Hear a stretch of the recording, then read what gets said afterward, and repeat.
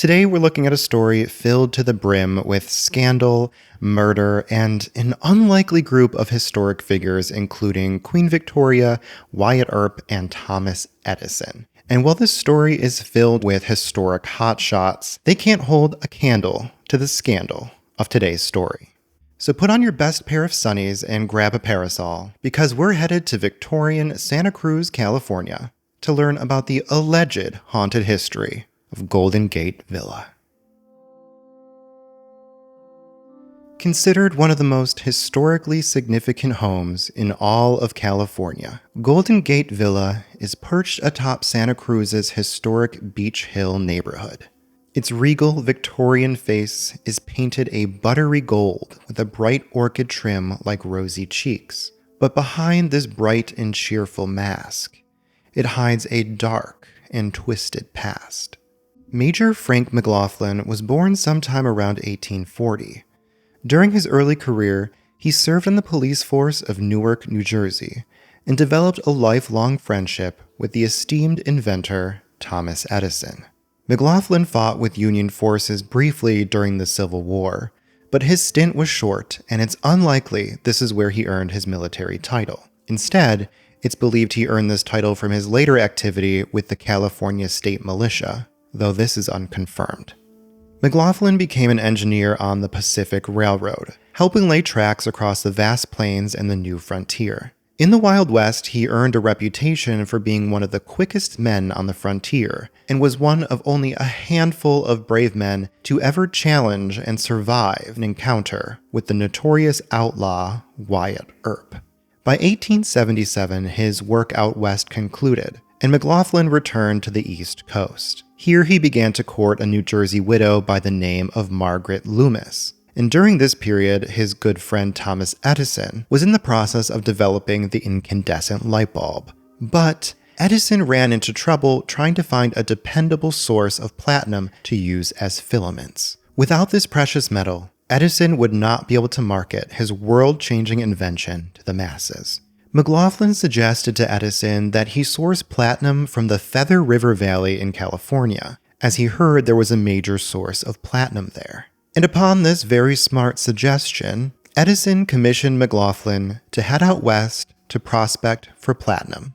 But before he left, Major Frank McLaughlin wed to Margaret Loomis and adopted her 3-year-old daughter, Agnes. In California, like most of his endeavors, McLaughlin went all in, sparing no expense. It was said in life that he never settled for the petite when the mammoth was available, and his exploits in Butte County were no exception.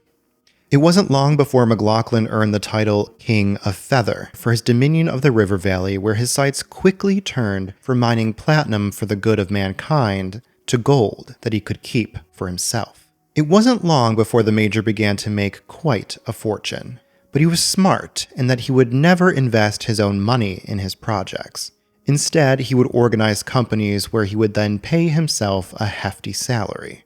It was during this time at Feather when Frank McLaughlin commissioned San Francisco architect Thomas J. Welsh to design a home for Margaret and Agnes in Santa Cruz to help them escape the brutal summer heat. McLaughlin instructed Welsh to spare no expense in making Golden Gate Villa the showplace of Santa Cruz. And that he did. The mansion was named after the major's mining organization, the Golden Gate Mining Company, which managed the operations back in Feather and provided all the funding for his lavish home. The McLaughlins moved in 1892 and brought with them 7 boxcars full of furniture of the highest caliber. Rich mahogany and Spanish leather armchairs were among some of the treasures. Many of these furnishings still remain in the house to this very day. In addition to all the ornate decoration, naturally being good friends with Thomas Edison had its perks, as the McLaughlin home was outfitted with the newest luxury invention available at the time, electricity. The home itself was magnificent, and it was also a staple in the community's social landscape.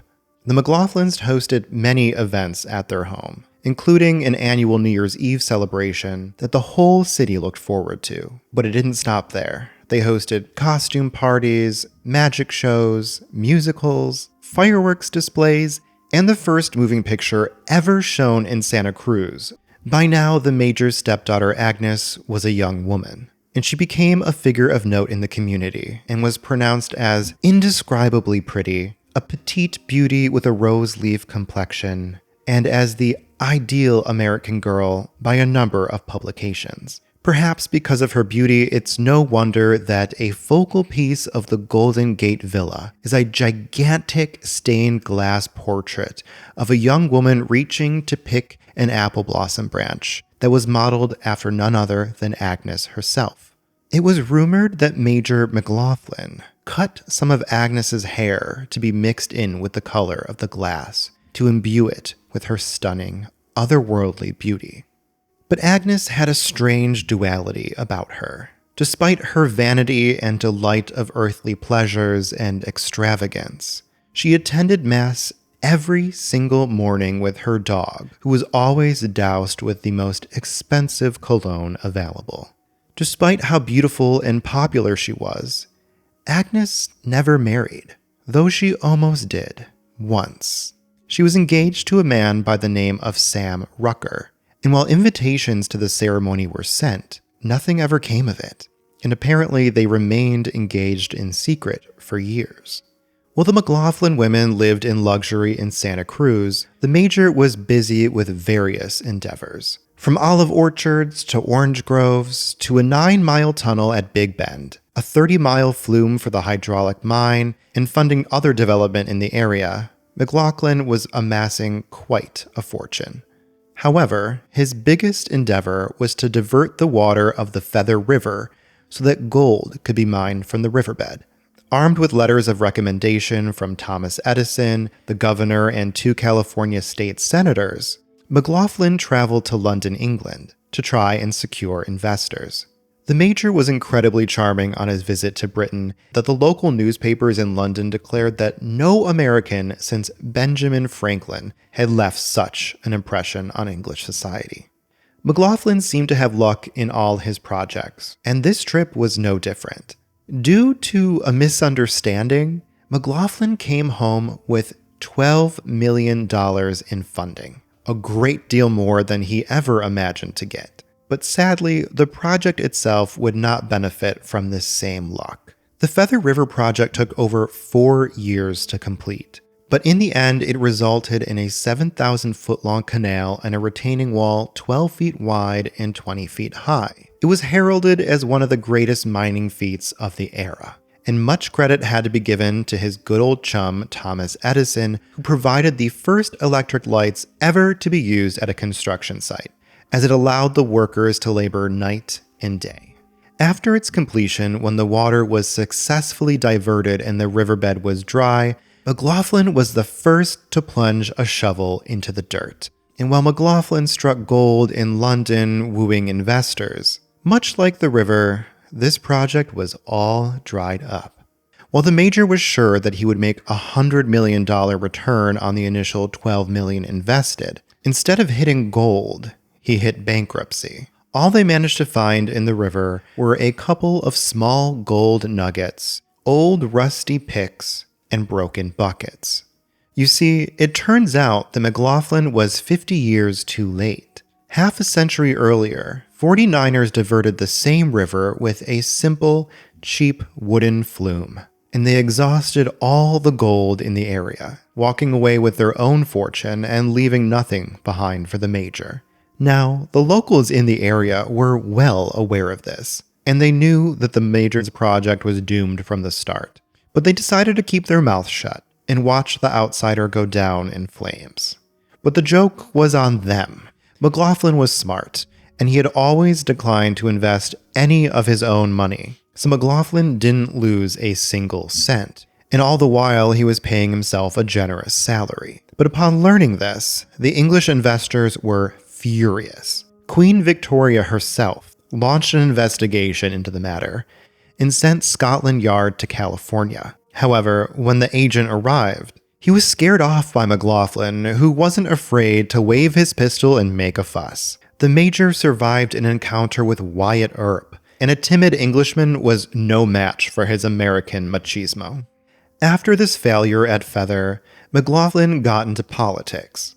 The Major was well known and well liked, and he had earned a reputation as a frontiersman and a staunch capitalist. And despite pleas from the public that he should run for governor, McLaughlin never held public office himself. However, he did become chair of California's Republican State Central Committee during McKinley's 1896 presidential campaign. In fact, he was so influential that the Major was credited with carrying the entire state of California for McKinley, and he was offered a seat in McKinley's presidential cabinet for his contributions. The Major, however, declined, feeling as though accepting it was like picking up table scraps. Despite things getting better for the Major after his embarrassment at Feather, all good things eventually do come to an end. The Major's wife, Margaret, died on November 16, 1905, turning Frank McLaughlin into a widower and leaving her daughter, Agnes, without a mother. The death took a toll on the Major and his stepdaughter. Frank seemed to withdraw from society, and he appointed Agnes as the head of the house in his wife's absence. Agnes, in many ways, put her life on hold, canceling the wedding to her lover, Sam Rucker, as we had mentioned earlier. On the 2-year anniversary of Margaret's death, on November 16, 1907, Agnes attended an early morning mass in memory of her mother. Upon returning home to Golden Gate Villa, Agnes retired to her bedroom in the tower to take a small midday nap. However, while she slept, someone entered the room unseen and pressed a .44 caliber pistol to her temple and fired. Knowing that his stepdaughter was sleeping upstairs, Major Frank McLaughlin sent their maid out on an errand before going upstairs and murdering his beloved stepdaughter. Shortly after the deed was done, McLaughlin called his banker and close friend William Jeter and urged him to come to the villa immediately. At the time, Jeter was preoccupied and declined to come. But McLaughlin insisted, shouting into the phone, "You must come at once. I have just killed my Bob, and I'm going to kill myself." And he did. The Major ingested a fatal dose of potassium cyanide, dying just as his friend arrived. To everyone's shock, Agnes survived, at least for a time. While she survived the initial assault at the hands of the Major, she succumbed to her injuries at 6:30 that evening. Newspapers published salacious headlines for weeks that ran alongside an obituary that McLaughlin had penned himself. Naturally, being full of scandal and intrigue as it was, the tragedy was a hit with the media.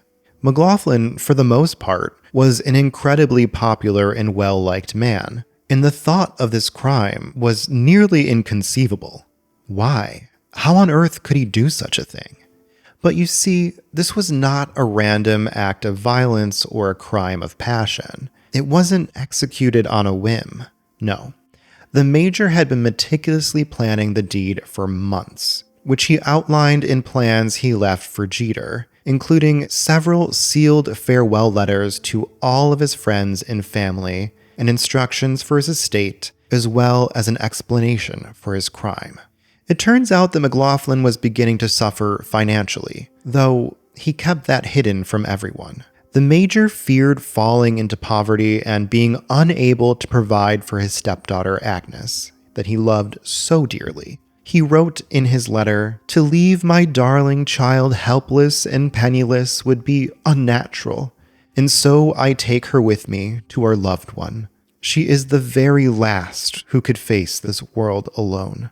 However, at the inquest, it was revealed that Frank could have liquidated his estate and had a large surplus to spare, hardly leaving him or Agnes impoverished. In fact, he likely would not even have to have done that, as one friend mentioned that people would have willingly given him money to pay off his debts. Some supposed he was simply embarrassed by his failure at Feather River, with his reputation being absolutely shattered by the incident. However, no rationalization could explain why he did what he did. Well, not until the whispered rumors swirling around Santa Cruz gave wind to a new theory. Many thought it strange that after Mrs. McLaughlin's death, that Agnes continued to live with the Major, since she was not his blood relative. The fact that she had remained unmarried well into her 30s also didn't quite sit well with the local community. In fact, they all could recall that many years prior, announcements of Agnes's marriage to Sam Rucker were sent out, but the wedding was canceled at the very last minute. Presumably because the Major couldn't bear to see her married to another man, and he forbade the union. But in truth, it turns out that over the years, Agnes and Sam remained involved. But Agnes couldn't bear to marry so soon after her mother's death, and she felt that she needed to take care of her father. This continued engagement cast doubt on the motives of Major McLaughlin, seeing as his daughter would be taken care of by her fiancé, the ex-mayor of San Jose. As the tabloids scrambled for information to keep the headlines rolling, a man by the name of Christian R. Walters, a prosperous merchant, stepped forward, claiming that he was secretly engaged to Agnes at the time of her murder. This made it even harder to believe that Major Frank McLaughlin couldn't stand to see his stepdaughter fall into poverty, when she would be well provided for by her wealthy would-be husband, or husbands, if the second mysterious fiancé was to be believed. Regardless of his motivations, whether the Major was truly in love with his stepdaughter, or whether he could just not stand the idea of aging alone in the villa without a family, in a letter to the family doctor F.E. Morgan, McLaughlin wrote, "Please see that we are not cut up, at least that my pure sweet child is not." And on the outside of the envelope, he had written, "Dear Doc, please do me one last favor and chloroform our old cat." So it does seem that he wanted to take his entire family with him beyond the veil to join his late wife on the anniversary of her death. However, the mystery remains. Inside the confines of the shining Golden Gate Villa, the spirits of the McLaughlins silently linger, unwilling or unable to divulge their secrets to the living. I don't know about you, but I love that story. It has everything. An awful, yet mysterious tragedy, a gorgeous home, Queen Victoria, Wyatt Earp, and Thomas Edison. What more could you ask for? In researching it, it was also very interesting because I have a connection to two of McLaughlin's famous friends and house guests. The first is McKinley, who McLaughlin helped get elected in his presidential campaign. As many of you know, I'm from Buffalo, New York, where McKinley was assassinated. But the connection goes a little bit deeper and intersects with my family history in another way. The other connection is Teddy Roosevelt, who stayed at the villa on more than one occasion, and one of the bedrooms is now named after him. Now, my great-great-grandfather apparently was a member of Pancho Villa's revolutionary forces and allegedly, as my family says, rode against Teddy Roosevelt in Mexico. But they're likely mistaken, since while Teddy Roosevelt was a staunch vocal opponent of Pancho Villa, it's likely that they'd never met. And they certainly never met on the battlefield. However, Teddy Roosevelt was McKinley's vice president and was one of the very few presidents to ever be inaugurated outside of the Capitol. And this is a fun fact because my father and my grandfather were upholsterers who specialized in antiquarian techniques and were responsible for restoring and upholstering the furniture in the Teddy Roosevelt inaugural site here in Buffalo. So I guess my dad and my grandfather made up for any ancestral crimes that we may have committed against Teddy Roosevelt. But I digress. Enough about me. Let's dig into this story a little bit. This is one of the few cases, again, where pretty much everything I told you in the story portion was 100% true, since this isn't actually a very popular ghost story. And I did find it really difficult to wedge the misconceptions that I did find about the ghosts into the story portion convincingly. Notably, people think that because the murder victim at the villa was the Major's daughter, that she was a child.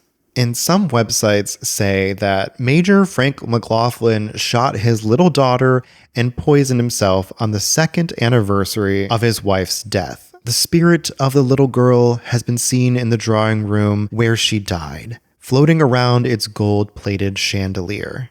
And let it be known that Agnes was not a little girl. She was 32. Other stories that I found seem to be a part of local lore, since I mainly found them on Facebook comments and Reddit posts from Santa Cruz locals. That the house was built on an old Indian burial ground, and that's what was responsible for all the misfortune and tragedy at the house. Not that it was a direct result of a man's greed, selfishness, and bad decisions. Let's not give yet another man a reason not to take accountability for his own actions. Other than that, I would say the only detail that most people get wrong is thinking that Major Frank McLaughlin was a real major or military man, which we know that he wasn't. But it's also not really clear where he got the title from and where he started to use it and how it caught on, but it did. And of course, the other thing that everyone always states is the rumor that his relationship with his stepdaughter Agnes was inappropriate. And that's always stated as an absolute fact of the matter, when we know that that's not quite true. For this episode, I got a lot of my information from contemporary newspaper articles, since it was such a major story across the United States and perhaps even globally. And one of the main newspaper articles that I referenced was the November 17th, 1907 issue of the San Francisco Daily Call that was titled, "Frank McLaughlin Kills Daughter and Himself at Santa Cruz," which was an incredibly detailed article. But I'm bringing it up now because it had a really interesting juxtaposition. The story right next to it, a tiny little story, is called "Suicide Ends Happy Love Affair of Girl. Takes Poison When Father Refuses to Consent to Wedding. Farewell Note Lost." This story only had a tiny little blurb, since the people involved weren't major public figures like the McLaughlins, but nonetheless, I found it interesting that these two articles were side by side, because I couldn't help but think that someone at the paper saw this other story, which then inspired them to make up the rumors about the major being in love with his daughter and refusing to let her marry. But that's all speculation on my part, so do not quote me on that. Aside from newspaper accounts, my next biggest source for this episode was an article written by a lifesaver of a librarian, or perhaps a historian, from the Santa Cruz Public Library's local history department, named Susan Dormanin. So thank you, Susan. And like any great historian, Susan had an endless supply of footnotes for me to follow to expand my own research. So while I have nothing to disprove with this story, since most accounts out there are more or less factually sound, I did want to just share some fun newspaper articles about Major McLaughlin's life, since it was so full of many colorful and notable characters. And it will also help us get a better idea of who the Major was and what his personality was like. Now, I was specifically interested in his encounter with Wyatt Earp, so I took a good look into that. So here's a story of his encounter with Wyatt Earp, though not contemporary to when it happened, in a headline titled, "Always a Foe of Earp." And now keep in mind, it's filled with flourishy prose and alliteration. McLaughlin was unsparing in his denunciations of the rascality of Wyatt Earp. And it was vowed up and down Market Street that Earp had vowed to shoot McLaughlin on sight. When the two encountered one another at Johnny Farley's Peerless Saloon, Earp and the little Major had a staring match for a thrilling instant in which the petulant pop of the pistol was expected by all. But the Arizona gunman saw that he could not intimidate through many a gunplay on the western frontier, and so he said with a tone smacking of something of an apology, "I know, Major McLaughlin, that you would not have made such remarks unless you believed them to be true," and left the saloon while the man he was supposed to kill on sight took his time over his drink, uttered a few jocular remarks for the benefit of the bystanders, and went his own way with a nerve seemingly not shaken at all.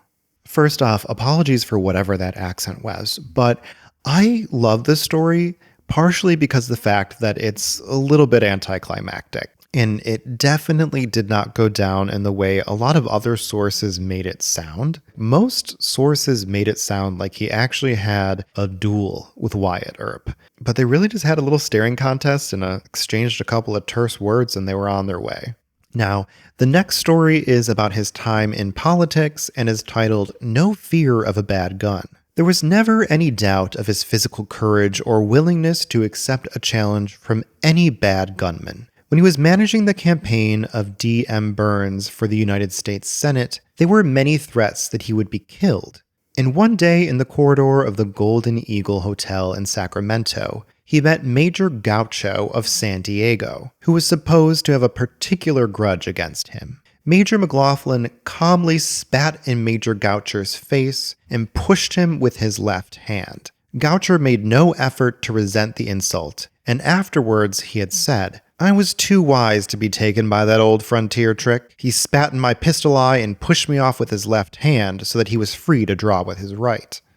These articles perfectly illustrate the personality of Major McLaughlin. He was a bit of a tough guy, but they also showed that he was resilient and he was smart. The Major used his brain. He had tricks, not just frontier tricks, but as we know, he also swindled his investors out of their money while paying himself a hefty salary that he couldn't lose. Both of these stories also show his resolve. He was unshakable in the face of danger, and he never backed down from a fight, even with Wyatt Earp or an agent from Scotland Yard. And this was a through line throughout his life, that he was never nervous about an outcome because he always believed with the utmost confidence that he would come out on top.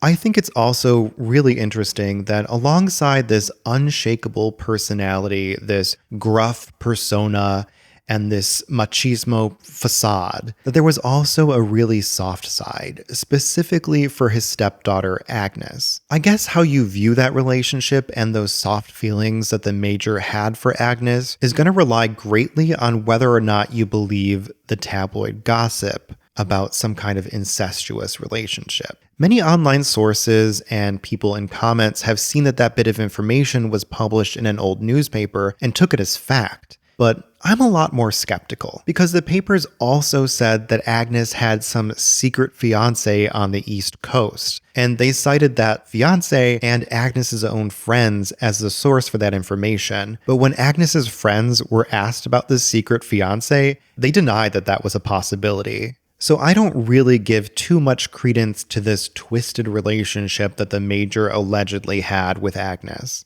And to me, looking at the Major and Agnes's relationship critically, I think this argument kind of falls apart. Many cite his letter, which says, "I love her so, and so I take her with me," as proof of his twisted, disgusting desires. But just stop and think for just 1 second.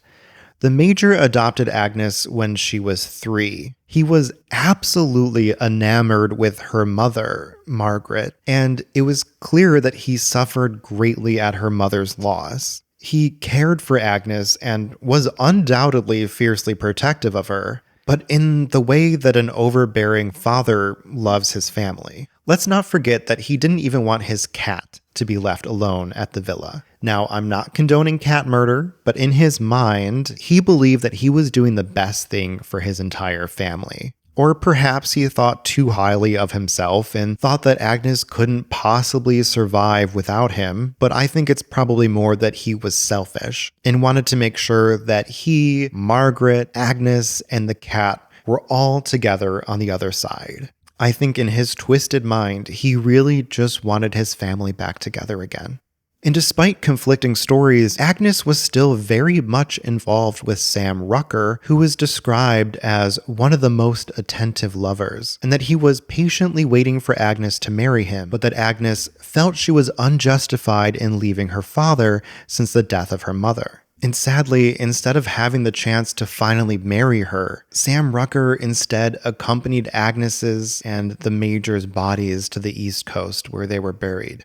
And their engagement wasn't a secret, at least not to the Major, which makes his decision even more confounding, seeing as Rucker was the former mayor of San Jose and a very successful man. The Major was clearly not in his right mind, and I believe that Margaret's death took a greater toll on him than the newspapers and his friends let on. But the fact that he committed his crime on the anniversary of his wife's passing, I think that really puts the nail in the coffin. Regardless of his motivations, when all is said and done, Major Frank McLaughlin murdered his daughter and killed himself in his home. And one might suppose that this would leave a dark psychic stain on the glittering home that is the Golden Gate Villa. And you would be right, the home is rumored to be haunted.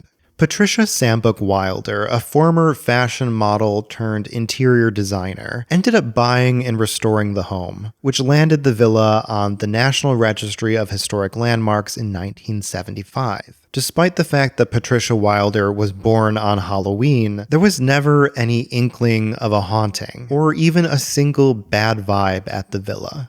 In fact, for the first 4 years that she owned the house, she wasn't even aware of the murder-suicide that happened there. And as for the rest of her time there, she still never saw anything, saying, "I've never seen an apparition. Not that it doesn't exist, I wouldn't challenge that. But I do believe in energy. But this house has positive vibes, a very good energy. So whatever spiritual force is left from the McLaughlins is good." Now, Wilder isn't a skeptic by any stretch of the imagination. While she never saw a ghost in the home, she claims that the otherworldly spirits which reside there helped her to choose the paint colors during the restoration. She has also said that, "Sometimes when I've been cleaning and vacuuming, I've had the feeling that someone is watching me, but nothing frightening." Patricia did recall that one time when she was giving a tour of the house, a man in the group had asked her, "Have you ever seen a ghost?" And of course she told him that she never did. But another woman in the group scoffed at Wilder and said, they would never show themselves to her. They wouldn't want to scare her.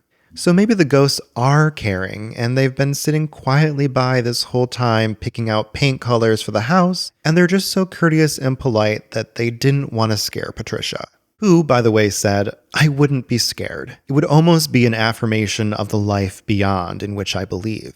But not everyone is a believer. Patricia Wilder's granddaughter, Chelsea Mosgrove, lived in the house her entire life. And she turns her nose up at the notion that the house is haunted, saying, "I've never seen or felt anything except a lot of love, which my grandmother has put into this house." And Chelsea went on to talk about how her grandmother was a fantastic artist who reupholstered all the old furniture, some of which was likely from the McLaughlins, and poured and mixed all the paint herself.